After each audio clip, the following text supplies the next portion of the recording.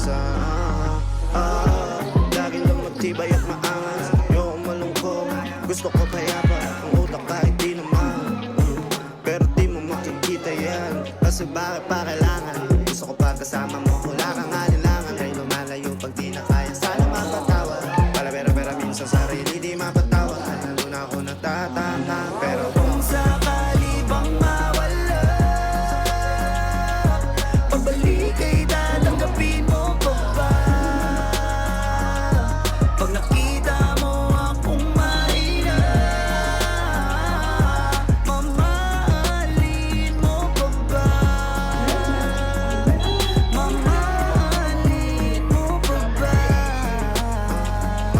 Mamahalin mo pa ba?